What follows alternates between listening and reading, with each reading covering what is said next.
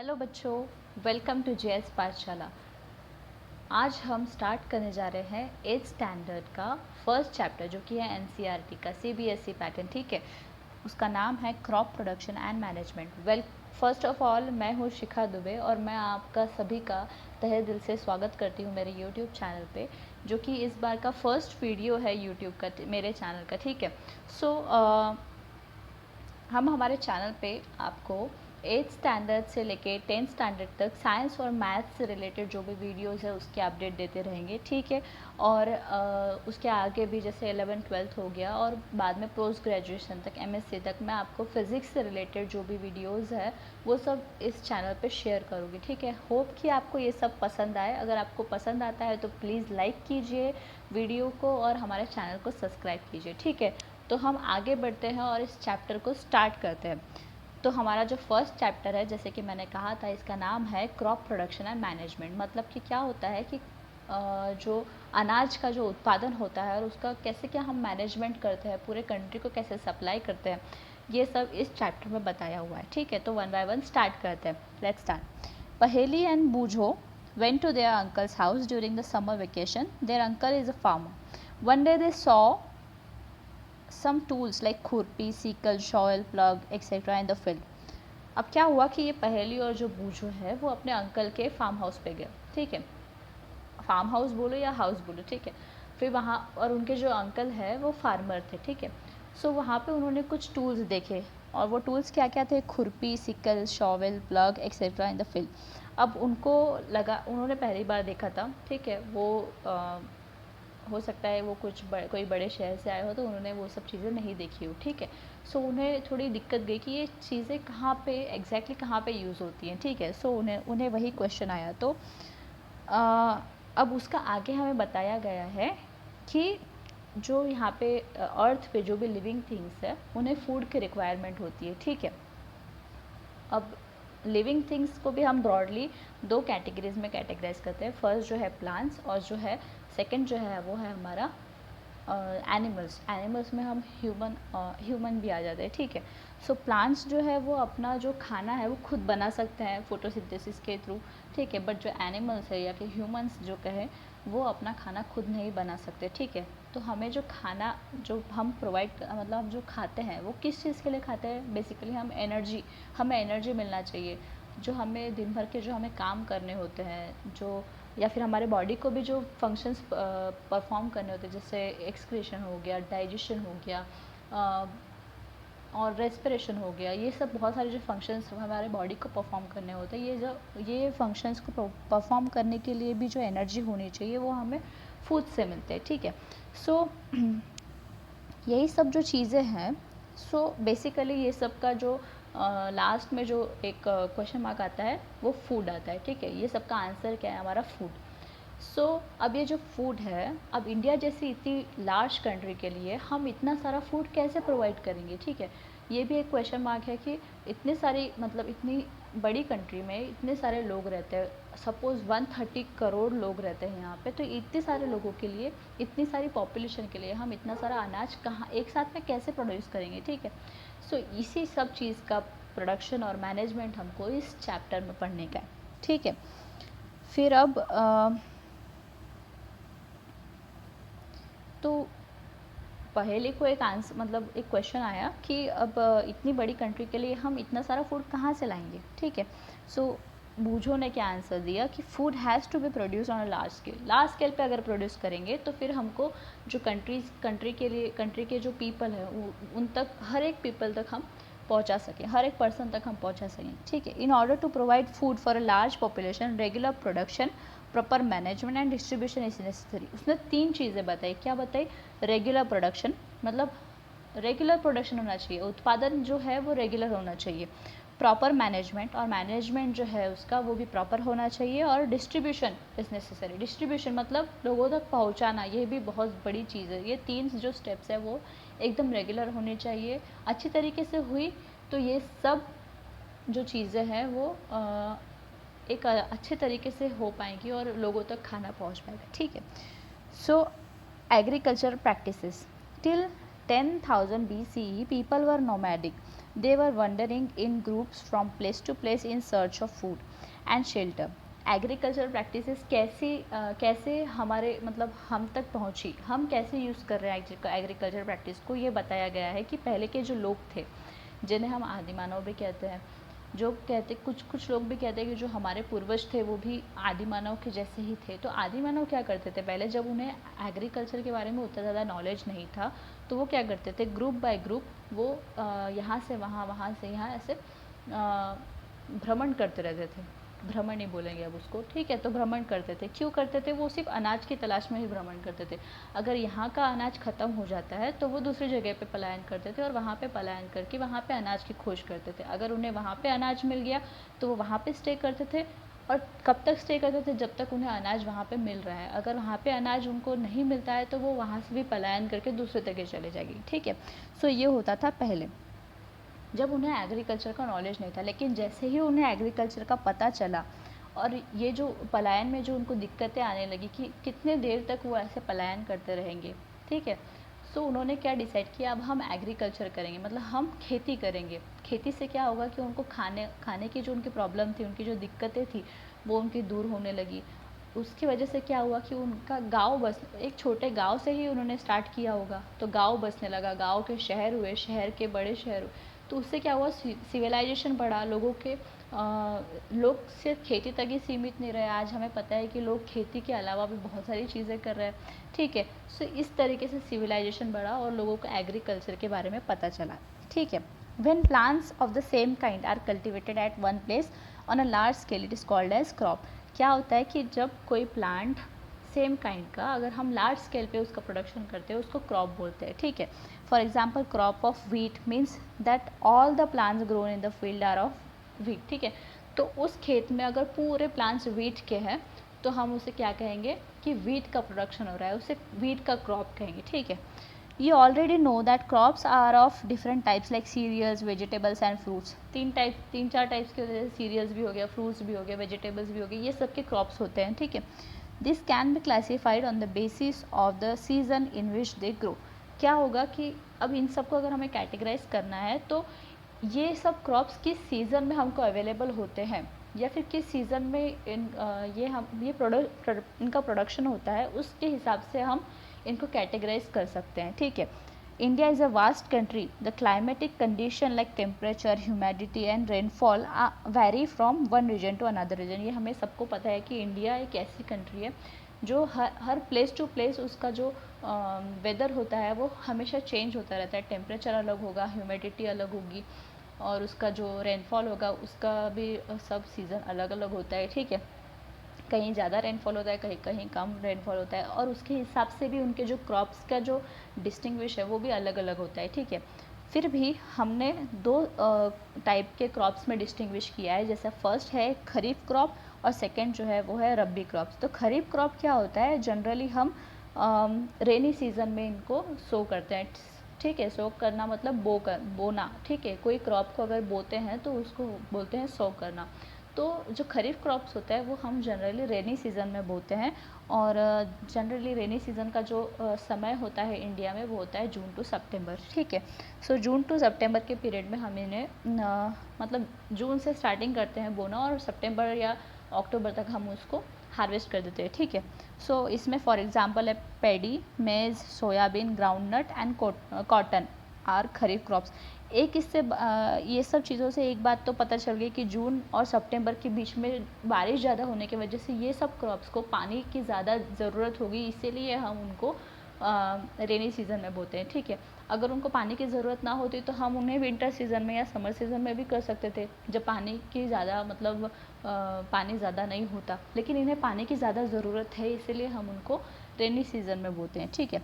अब वही है रबी क्रॉप्स। रबी क्रॉप्स क्या होते हैं, हम विंटर सीज़न में उन्हें बोना चालू करते हैं और समर सीज़न में उनका हार्वेस्ट कर देते हैं। जैसे अक्टूबर से मार्च बताया गया है यहाँ पे, अक्टूबर से हम वहाँ पे बोना स्टार्ट करते हैं और मार्च या अप्रैल तक हम उन्हें हार्वेस्ट कर देते हैं, ठीक है। सो इसमें एग्जांपल्स बताए हुए हैं wheat, gram, P, mustard and linseed, ठीक है। ये सब हो सकता है कि इन्हें हम अक्टूबर में सो करते हैं, इसका मतलब ये भी है कि इन्हें पानी की ज़्यादा ज़रूरत नहीं होती, मतलब जितना पैडी मेज़ वगैरह को होती है इतना इन लोगों को पानी की उतनी ज़्यादा ज़रूरत नहीं होती, इसलिए हम इनको विंटर सीजन में सो करते हैं, ठीक है। Besides this, pulses and vegetables are grown during summer at many places. Summer में क्या होता है कि पल्सेस, जो भी पल्सेस के जो क्रॉप्स होते हैं और जो वेजिटेबल्स के जो है वो समर में हम प्रोड्यूस कर सकते, मतलब कहीं इंडिया में बहुत सारी जगह समर में प्रोड्यूस करते हैं उनको, ठीक है। अब एक चीज़ ये भी हो गई कि बहुत सारे जन गार्डनिंग भी करते हैं, उनको गार्डनिंग का शौक भी होता है, तो वो अपने घर में भी उनके जहाँ पे प्लेस है वहाँ पे वो लोग वेजिटेबल्स का प्रोडक्शन भी करते हैं, मतलब अपने घर के लिए। ये सब उनके शौक भी हो गए, ठीक है।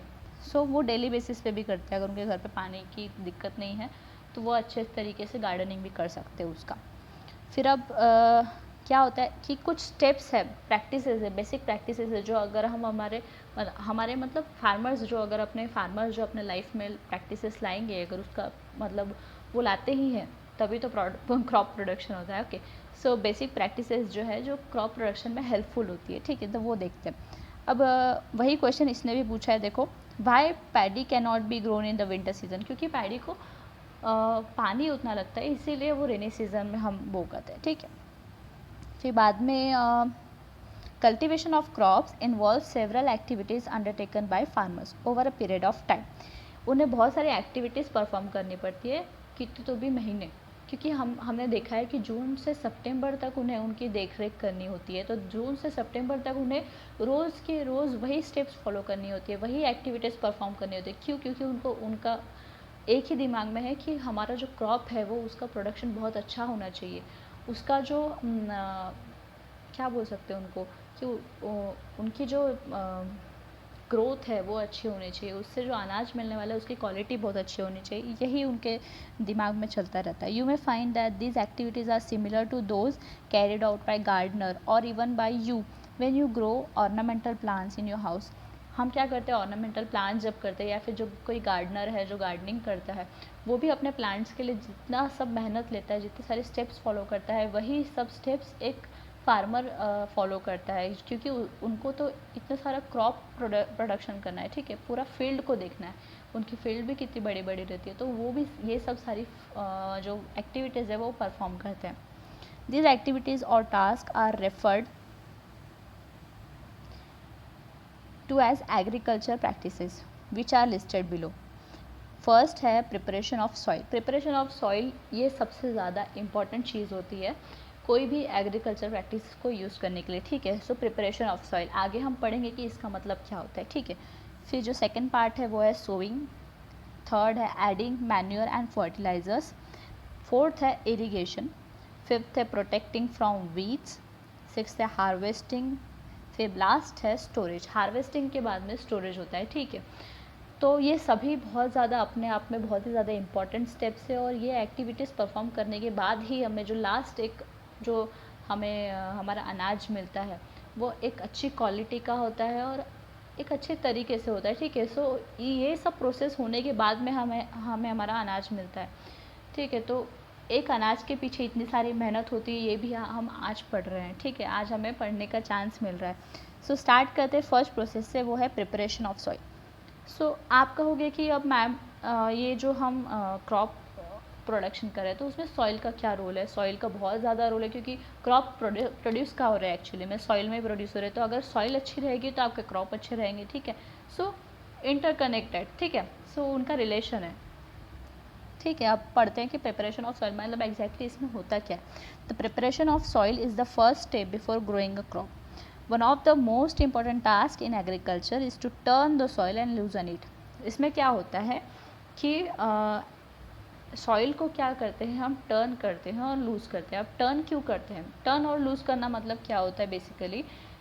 देखो अब क्या होता है कि जून टू सितंबर जो ये एक खरीफ क्रॉप का सीज़न हो गया, ठीक है।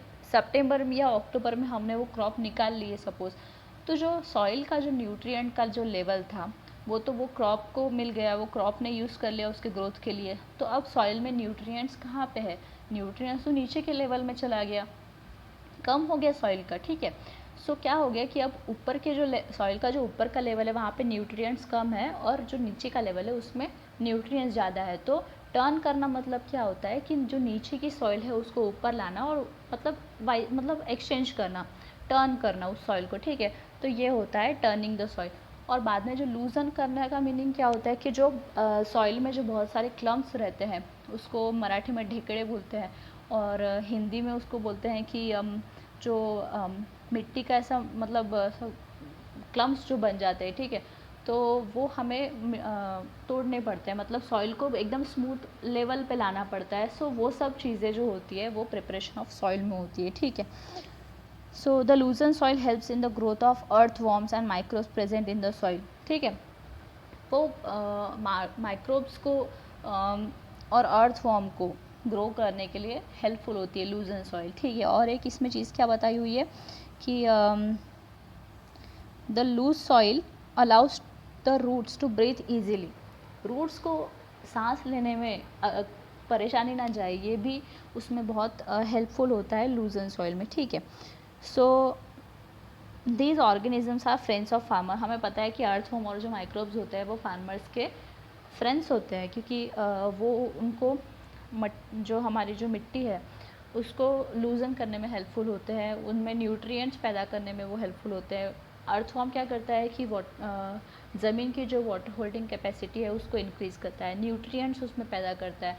और कुछ जो माइक्रोब्स होते हैं जैसे राइबोजियम हो गया, और ये सब क्या करते हैं कि जो एटमॉस्फेरिक जो नाइट्रोजन है वो सॉइल में लाने की कोशिश करते हैं। तो इसकी वजह से क्या होता है कि क्रॉप्स को जो न्यूट्रिएंट्स इसेंशियल है वो सब उसे सॉइल से मिलते हैं, ठीक है। सो इसीलिए उन्हें फार्मर्स का फ्रेंड्स कहा गया है, क्योंकि वो फार्मर की हेल्प करते हैं, ठीक है। In addition dead plants and animals get decompose by soil organism. Soil organism से क्या होता है कि जो डिकम्पोज जो प्लांट्स और एनिमल्स होते हैं उनको डिकम्पोजिशन में हेल्प होती है।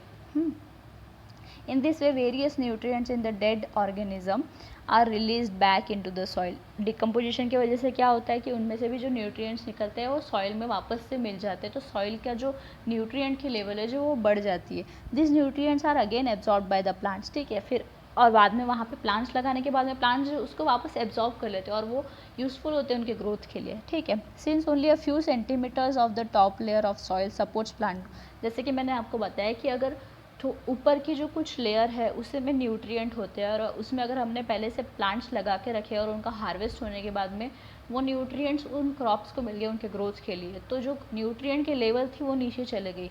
तो अब हमें टर्न करना मतलब ही वो होता है कि नीचे की जो ज़मीन है उसको ऊपर लाना, उनको एक्सचेंज करना है। न्यूट्रिएंट का जो एक्सचेंज होता है वो बहुत ज़्यादा इंपॉर्टेंट होता है क्रॉप प्रोडक्शन के लिए, इसीलिए हम क्या करते हैं, प्रिपरेशन ऑफ सॉइल करते हैं, ठीक है। The process of loosening and turning of the soil is called as tilling and plugging. अब ये इस प्रोसेस जो turning and the loosening of soil है, इस प्रोसेस को क्या कहते हैं, टीलिंग और प्लगिंग, दो नाम है इसके, टीलिंग एंड प्लगिंग, ठीक है। This is done by the using of plug.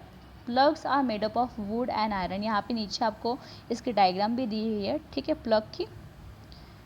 अब क्या कहा है कि the ploughs are made up of wood and iron, ठीक है, दोनों भी तरीके से बनते हैं plough. If the soil is very dry it may need watering before ploughing. अगर आपकी जो मिट्टी है वो बहुत ज़्यादा ड्राई है तो आपको प्लगिंग के पहले उसमें उसको पानी देने की ज़रूरत पड़ेगी। The plough field may have big clumps of soil called as crumbs. मैंने आपको जैसे बताया था कि मिट्टी में बहुत सारे बड़े बड़े मिट्टी के जो ये रहते हैं, बड़े बड़े गोले हो जाते हैं उनके, या ढेकले जो बन जाते हैं, उनको तोड़ने की ज़रूरत होती है। It is necessary to break this crumbs and levelling the field is beneficial for sowing as well as for irrigation. क्या होता है कि हमें फील्ड को जो लेवलिंग करनी होती है, मतलब ये उससे क्या होता है कि जो बोने के लिए, और इरिगेशन मतलब क्या होता है कि पानी अच्छी तरीके से जाए, ठीक है, पूरा पूरी ज़मीन को हर तरफ अच्छे से पानी मिले, तो इसको कहते हैं इरिगेशन। सो सोविंग और इरिगेशन में दिक्कत ना जाए इसीलिए हमें ज़मीन की लेवलिंग करनी होती है, और उसके लिए लेवलर यूज़ होता है, ठीक है। Levelling of soil is done with the help of leveller. Sometimes manure is added to the soil before tilling. क्या होता है, कुछ फार्मर्स क्या करते हैं कि मैन्योर भी ऐड कर देते हैं टिलिंग के पहले, उसके बाद में टिलिंग करते हैं। उससे क्या होता है कि सॉइल में मैन्योर भी अच्छे से ऐड होने लगता है, ठीक है। सो ये भी एक अच्छी प्रोसीजर है। agricultural implements. Before sowing the seeds, it is necessary to break soil clumps to get better yield. हमें देखा है कि हमने सोइंग से पहले हमको वो क्लम्स जो है वो ब्रेक डाउन करने होते हैं, ठीक है. This is done with the help of various tools. The main tool use for this purpose are plough, hoe and cultivator. इसके लिए 3 जो चीज़ें हम अच्छे तरीके से इस्तेमाल करते हैं वो होता है plug, hoe and cultivator. Plug की यहाँ पे आपको डायग्राम दी हुई है. एक बुल का पूरा पेयर है, ठीक है. 2 बुल्स है वहाँ पे, एक फार्मर है और उनके जो नेक पे है वो है आपका प्लग, ठीक है. जो नेक पे है उसको बीम बोलते हैं और जो नीचे मट्टी में जो मट्टी को लेवल में ला रहा है या वो उसको टिलिंग कर रहा है उसे कहेंगे प्लग शेयर, ठीक है. और जो दोनों को कनेक्ट कर रहा है बीम को और प्लग शेयर को उसे कहते हैं प्लग शाफ्ट, ठीक है. सो ये हो गया आपका plug. This is being used since ancient times for tilling the soil. पहले ज़माने से प्लग को यूज़ कर रहे हैं टिलिंग के लिए, ठीक है. Adding fertilizer to the crop, removing the weeds and turning the soil. बहुत सारी चीज़ों के लिए यूज़ करते हैं प्लग को. फर्टिलाइज़र्स को ऐड करने के लिए, बाद में वीड्स को रिमूव करने के लिए और सॉइल को टर्न करने के लिए भी इसका यूज़ होता है. This is made of woods and is drawn by a pair of bulls और अदर एनिमल्स. बुल के एक पेयर से हम उसको चलाते हैं, ठीक है. या फिर कोई अदर आपके पास कुछ अलग एनिमल है तो वो भी चलाता है, ठीक है. हॉर्स और कैमल्स, कहीं कहीं जगह हॉर्स भी यूज़ होते हैं और उसके लिए कैमल्स भी यूज़ करते हैं, ठीक है. It contain a strong triangular iron strip called as ploughshare. Ploughshare से क्या करते हैं हम मिट्टी को खोदते हैं, ठीक है, मतलब उसका टिलिंग करते हैं. There is a handle at one end of the shaft, the other end is attach to the beam, ठीक है, which is placed on the bulls neck and one pair of bulls and a man can easily operate the plough, ठीक है. मतलब एक pair bulls का और एक farmer इसको इजीली ऑपरेट कर सकता है. The indigenous wooden plug is increasingly being replaced by iron plugs nowadays. अब क्या हो गया कि ये वुडन प्लग्स को आयरन प्लग ने रिप्लेस कर दिया है, ठीक है. आजकल के फार्मर्स आयरन प्लग्स यूज़ करते हैं. अब जो नेक्स्ट हमारा इक्विपमेंट है वो है हो. It is a simple tool which is used for removing weeds and for loosening the soil. Soil को लूजन करने के लिए और वीड्स को रिमूव करने के लिए हो का इस्तेमाल किया जाता है, ठीक है. And it has a long rod of wood और आयरन. उसका क्या होता है कि पीछे डायग्राम्स भी दिए उसके, ठीक है, हम देखते हैं एक और बार. It has a long rod of wood और आयरन से भी बनता है और वुड से भी बनता है. A strong broad and bent plate of iron is fixed to one of its end and works like a blade. It is pulled by animals, ठीक है. तो ये उसकी डायग्राम है हो की. और इसको क्या कहते हैं कि वीड्स को निकालने के लिए इसका यूज़ करते हैं और सॉइल को लूजन करने के लिए, ठीक है. वीड्स मतलब क्या होता है कि जो अनवांटेड जो प्लांट्स ग्रो कर जाते हैं फील्ड में उनका कुछ यूज़ नहीं होता है तो उन प्लांट्स को हम वापस से निकाल लेते हैं. क्योंकि क्या होता है उससे कि जो न्यूट्रिएंट होते हैं सॉइल में जो हमारे मेन क्रॉप्स को मिलना चाहिए वो न्यूट्रिएंट इनके वजह से इनको भी शेयर हो जाता है. तो क्या होता है कि न्यूट्रिएंट का शेयर हो जाता है, लेकिन हमें ये नहीं होने देना है. हमको शेयरिंग नहीं चाहिए. हमें हमारे क्रॉप्स को मतलब क्रॉप्स की ग्रोथ करना है. वीड्स की ग्रोथ नहीं करेगी क्योंकि उनका कुछ भी यूज़ नहीं है. इसीलिए उन वीड्स को पहले से ही निकाल बाहर करना है, ठीक है. सो निकालने के लिए हो का यूज़ करते हैं, ठीक है. सो जो थर्ड जो हमारा इक्विपमेंट है वो है cultivator. Cultivator nowadays plugging is a done by tractor driven cultivator. पूरा जो प्लगिंग का जो प्रोसेस है वो हम ट्रैक्टर ड्रिवन कल्टीवेटर मतलब ट्रैक्टर को ही कल्टीवेटर लगाया हुआ होता है और उससे हम लोग पूरा जो प्लगिंग है जो प्रोसेस है वो पूरा कर लेते हैं. उससे क्या होता है कि टाइम भी बचता है और लेबर वर्क जो है वो भी बच जाता है, ठीक है. अब जो नेक्स्ट है हमारा वो है सोविंग. अब सोविंग स्टार्ट करने से पहले मैं आपको ये बता दूं कि ये चैप्टर थोड़ा लेंदी है और पूरा थ्योरेटिकल होने की वजह से थोड़ा वास्ट होता है इसका टॉपिक, ठीक है. सो सोविंग हम नेक्स्ट वीडियो में स्टार्ट करते हैं. तब तक के लिए पढ़ाई करते रहिए, प्रैक्टिस करते रहिए. अब लॉकडाउन होने की वजह से आपको नेक्स्ट क्लास में प्रमोट कर दिया गया है. पता नहीं आपके स्कूल्स कब ओपन होंगे बट आपको पढ़ना तो है ही. ऑनलाइन क्लासेस है ही आपके और साथ में आपको यूट्यूब पे भी अच्छे अच्छे एजुकेटर से पढ़ने को मिल रहा है. One of the educator like me who wants to help you and I think कि आपको ये वीडियो पसंद आया हो तो प्लीज़ लाइक कीजिए, शेयर कीजिए अपने दोस्तों में भी, और सब्सक्राइब कीजिए हमारे चैनल को. ठीक है, आपका जो एक लाइक है या फिर आपका जो सब्सक्रिप्शन है वो हमें मोटिवेशन देता है, और आगे चल के भी हम ऐसे ही कई सारे वीडियोस बनाएंगे, ये हमारा वादा है. ठीक है, सो आपको अच्छे से अच्छा मटेरियल प्रोवाइड करना ये हमारा वादा है. ठीक है, और हमारी रिस्पॉन्सिबिलिटी भी है. सो कीप वॉचिंग JS पाठशाला एंड मिलते हैं अगले वीडियो में जो कि होगा सोविंग से रिलेटेड. ठीक है, और मैं ट्राई करूँगी कि मैथ्स का भी कोई एक वीडियो अपलोड करूँ. ठीक है, इसी बीच में. सो कीप वॉचिंग JS पाठशाला और मिलते हैं अगले वीडियो में. बाय.